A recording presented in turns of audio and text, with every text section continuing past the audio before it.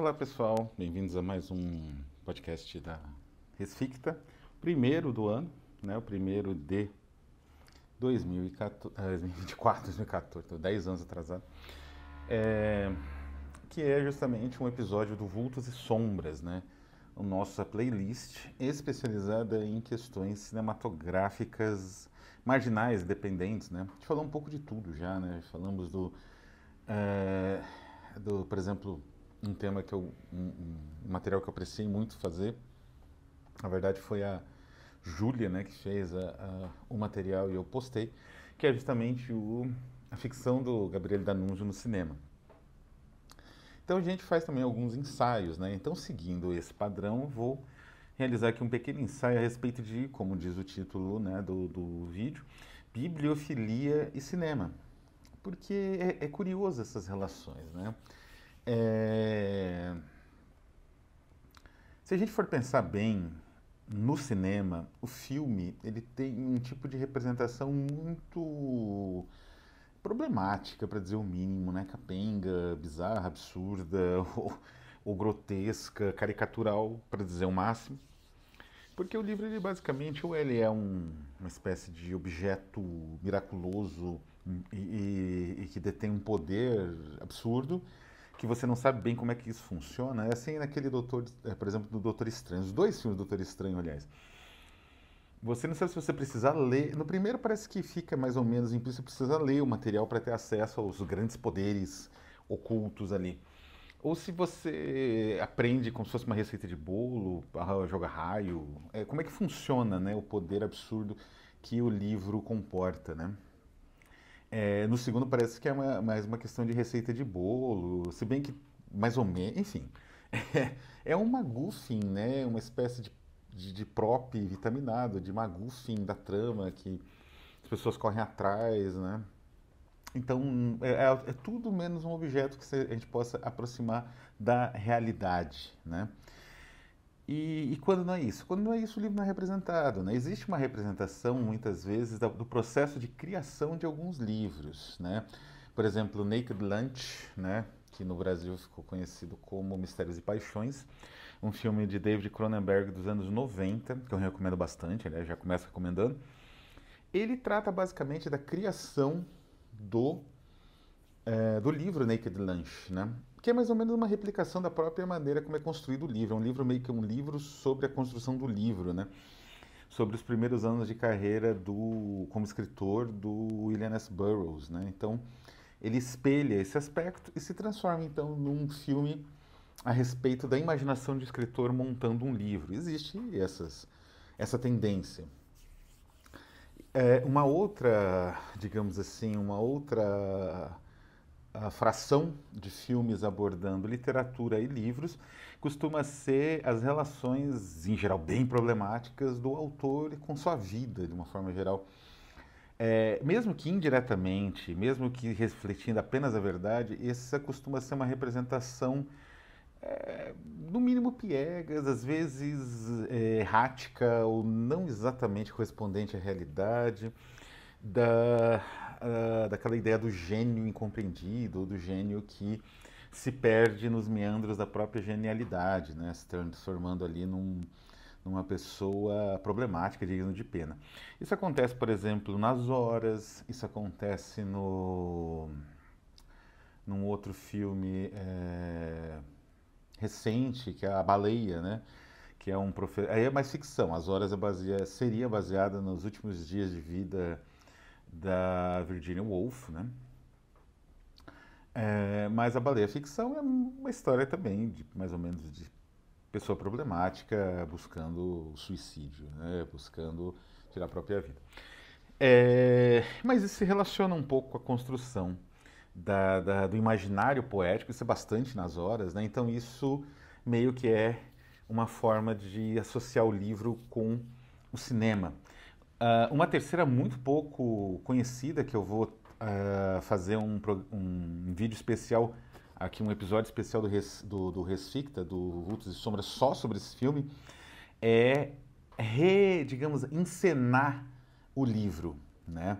Existem algumas encenações de livro interessantes que são muito peculiares, e às vezes são encenações mesmo, feitas por encenadores, né, por diretores de teatro. Esse é o caso, por exemplo, do Senhor das Moscas, do Peter Brook, dos anos 60, que eu vou fazer um...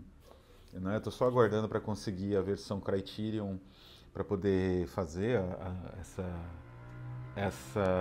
Por isso que vocês podem colaborar no Apoia-se, né, para justamente conseguir esses Blu-ray caros para poder estudar e montar os episódios.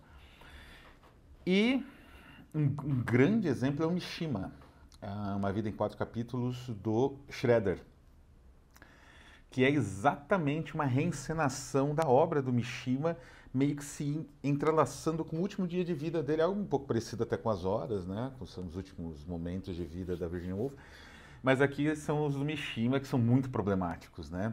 E, bom, tudo na vida do Mishima é problemático. Então, a obra, essa poesia pura, bruta, que existe na obra do Mishima, se, digamos assim, entrelaçando com a visão totalmente turva que ele tinha de política e de sociedade, embora não fosse uma visão absurda, ela era simplesmente turva, né?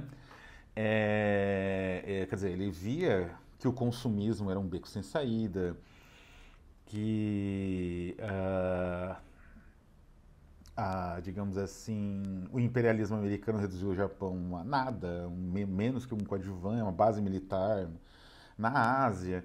Só que a interpretação que ele dava para isso era nacionalista, então tinha uma tendência absurda, né? Mas esse entrelaçamento é maravilhoso por um lado e é brilhante por outro, né? Mas, em todos esses casos, a gente está tratando de obras que se tornam filme, né? De certa forma, seja Mistérios e Paixões, seja no Mishima, Uma Vida em Quatro Estações, são cenas, são momentos do livro que ganham vida ali e tudo mais, e isso vai meio que montando o filme, né? Mas existem poucos filmes, na verdade, que tratam de um fenômeno muito peculiar, que é a bibliofilia. A bibliofilia, se a gente fosse definir, é uma espécie de vício em livros. É um tipo de desejo de colecionar que é o vizinho do desejo de acumular, né? Que é uma doença propriamente dita. O desejo de colecionar livros, né? Pode ser bibliofilia, só que ela é um pouco mais, o termo é um pouco mais amplo. Ele diz respeito ao prazer da leitura propriamente dito, mas não de qualquer leitura, mas de livros, né? E o prazer do objeto livro, em segurar o livro, em ter uma edição X, em poder ler essa edição ou reler, etc, etc. A bibliofilia é por conta da multiplicidade de, digamos assim, dessa polissemia, dessa multiplicidade de sentidos associados, ela se aproxima do ideal do livro como objeto, embora nem sempre, né? Possa haver bibliófilos com Kindle ou que usam recursos digitais tranquilamente, junto com um livro impresso, etc. Então o bibliófilo ele é alguém que está próximo desse universo dos livros, e isso que o fascina e o torna, digamos assim, é mais ou menos como um audiófilo, né? Alguém que gosta de música, está próximo desse universo e adquire equipamentos de som diferenciado, digital, analógico, para poder dar conta do seu prazer peculiar. Ocorre que o bibliófilo ele é um tipo de paixão muito, muito singular que parece que não tem espaço no cinema. É muito curioso. Embora também, de qualquer forma, a paixão, por exemplo, por música também não seja muito frequente, embora haja filmes sobre isso, e haja até filmes sobre culinária, né? Sobre essa paixão por comida, ou por fazer comida, dos mais diferentes aspectos e dos mais diferentes gêneros, né? Sei lá, Silêncios Inocentes, ou Hannibal, a série Hannibal, até séries mais recentes que tratam realmente da vida na cozinha, desses restaurantes, etc. A bibliofilia ela parece ser um vício, digamos assim, porque é um vício, não nos enganemos, é um vício muito ou civilizado, ou razoável, ou mais ainda, humanizador, num sentido de solidariedade, né? Porque a atividade da leitura, ela não é uma atividade em si solitária, né? Isso é muito curioso. é muito singular, né? Quando eu li a primeira vez, isso eu fiquei pensando, foi através do professor Luiz Nazário, da Federal de Minas, onde ele estava falando sobre a bibliofilia, né? E a diferença em relação à cinefilia, né? Que seria a paixão por filmes.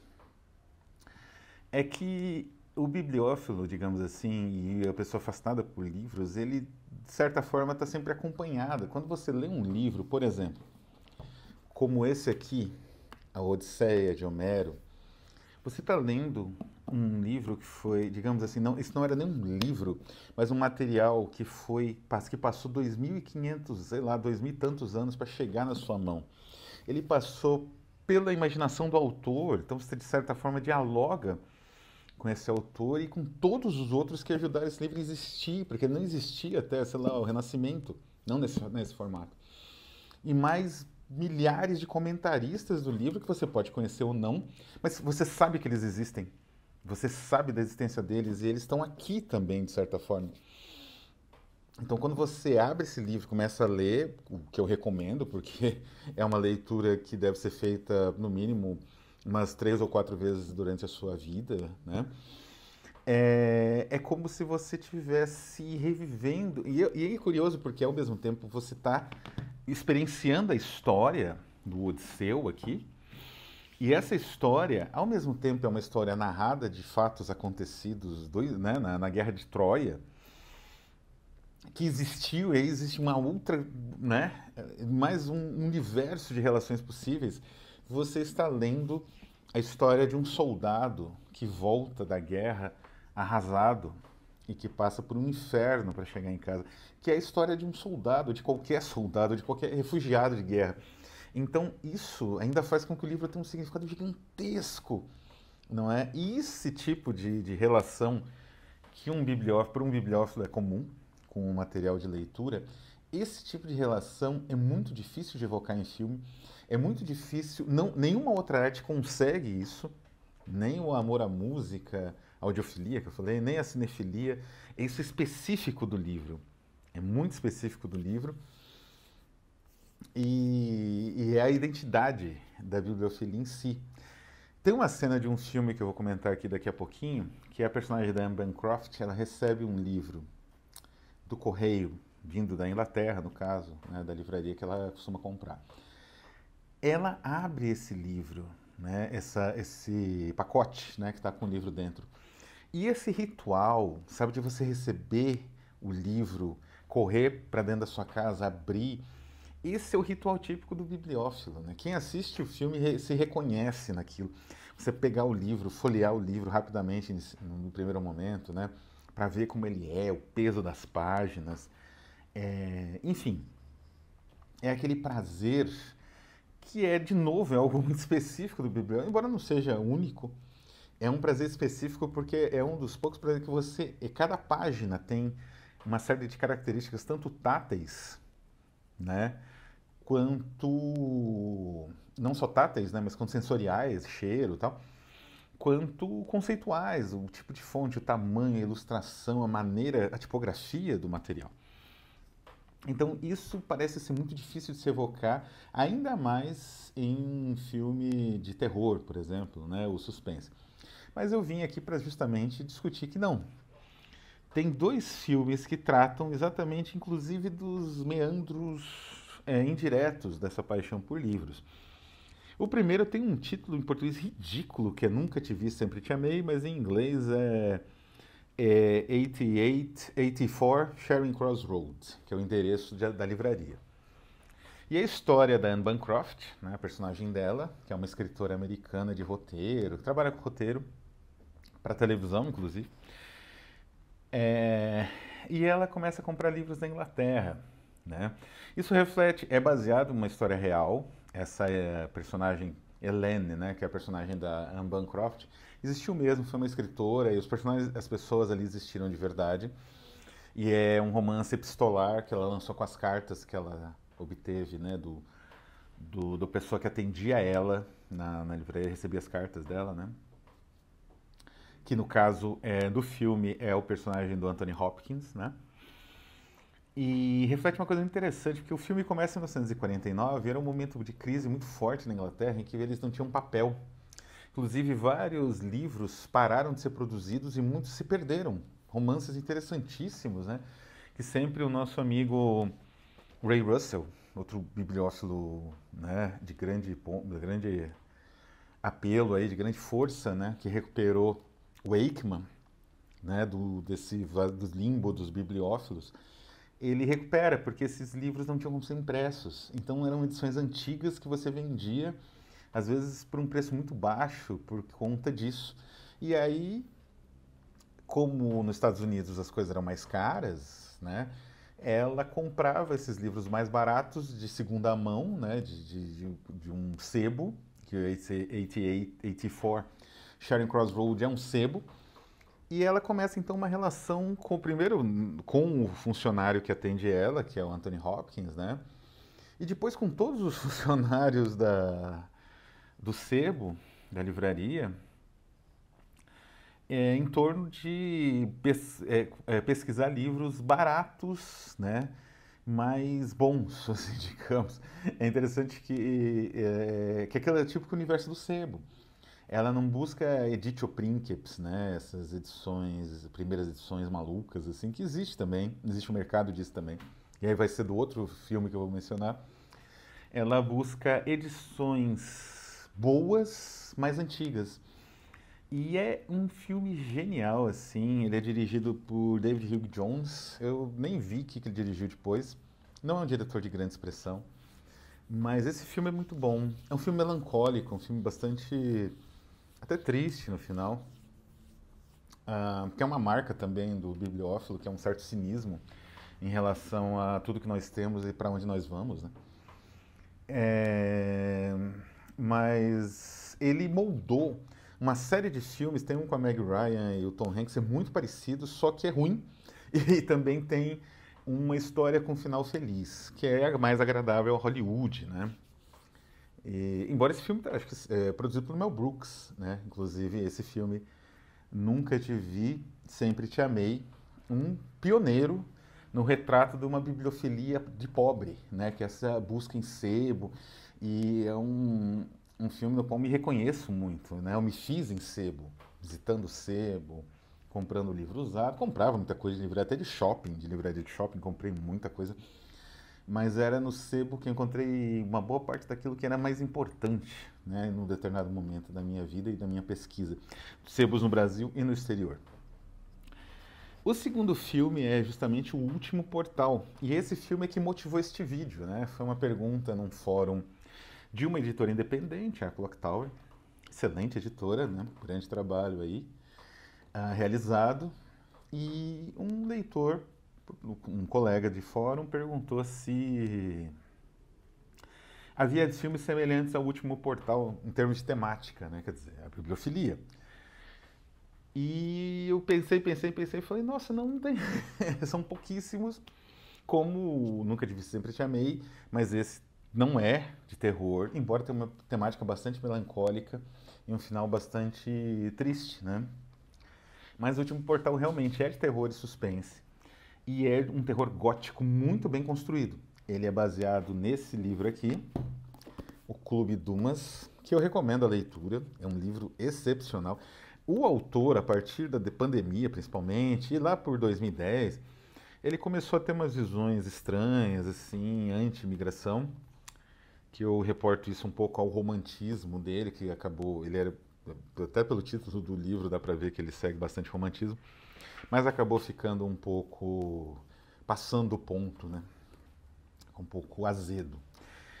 E o último portal, tanto o último portal quanto o Clube Dumas, eles tratam de um livro, da busca de um livro que teria a chave para uma espécie de associação ou pacto definitivo com o Satã, né?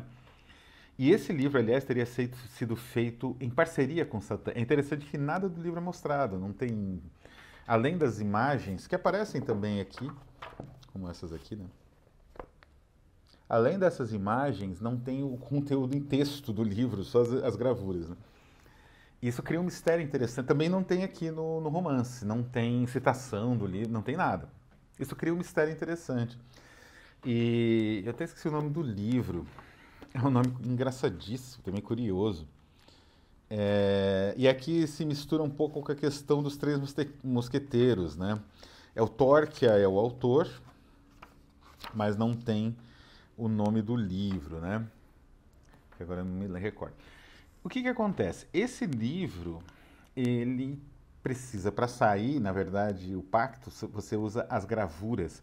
E tem uma corrida entre vários satanistas e o Gregory Corso lá, que é o personagem de Johnny Depp, ainda atuando bem, né? Antes dele descobrir ali que cacoete, micai, essas coisas.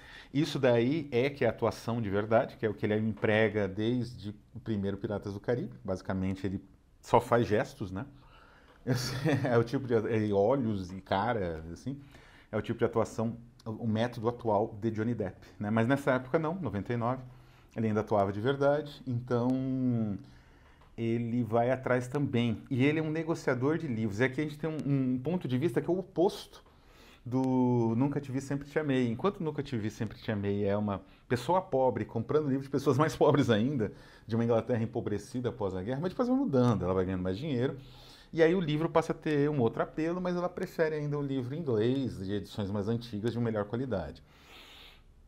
Aqui a gente vai ter livros primeira edição, por exemplo, a sexta edição do Dicionário Infernal do Colin de Plancy, com as ilustrações originais. Isso aparece, é mencionado, aparece também no filme.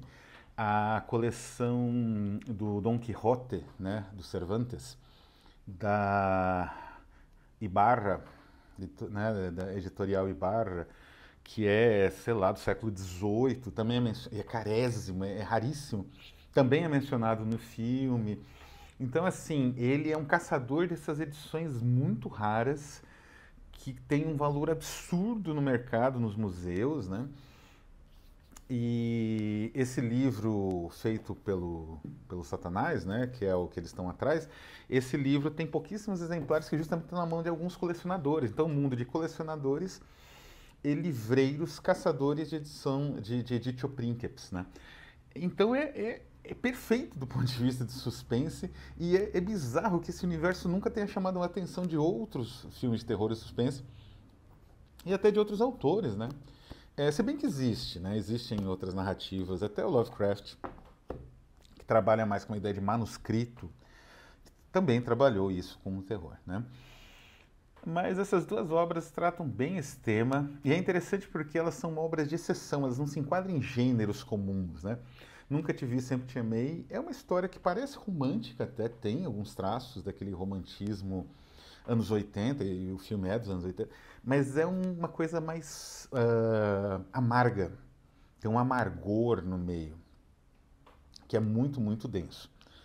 Enquanto que o Clube Dumas, né, o nono portal, em inglês Ninth Gate, em português o último portal, ele trabalha com um terror gótico, mas com uma grande porcentagem de ironia com o próprio gênero e com uma noção teológica que vai atravessando a obra, que é a noção do diávolo ou daimon est Deus inversus, né? Quer dizer, o diabo é Deus inverso. Então, tudo que em geral a gente associa a Deus aqui é associado ao diabo. Então, o escolhido, as conveniências que facilitam o herói escolhido, que tem em qualquer texto, inclusive nos textos bíblicos, né? Aqui é, no caso, Johnny Depp, que é o escolhido. É ele que deve ficar, né? Então, por conta disso, o diabo, que aparece de vez em quando, ele vai mexendo os pauzinhos dele. Então, são duas obras excelentes que trabalham esse universo que parece tão difícil, né, para o cinema conseguir adaptar sem a coisa toda desandar na caricatura ou no magufem ridículo. Eu vou ficando por aqui. Esse primeiro vídeo é uma homenagem a todos os leitores da Rafus Press, apoiadores da Rafus Press, curiosos que gostam das nossas postagens no Instagram ou em redes sociais também. E principalmente os nossos autores e colaboradores, que são todos eles grandes bibliófilos, Jonathan Wood, Mark Valentine, Ray Russell, né, o grande editor da Tartarus, Rosalie Parker, a esposa dele também. Enfim, é a nossa espinha dorsal, nossos autores, e eles têm esse amor solidário, né? Esse amor pelo que é totalmente montado na imaginação e que não tem nenhum tipo de concretude prática, mas que é a essência da própria humanidade. Vou ficando por aqui, um abraço a todos e até a próxima.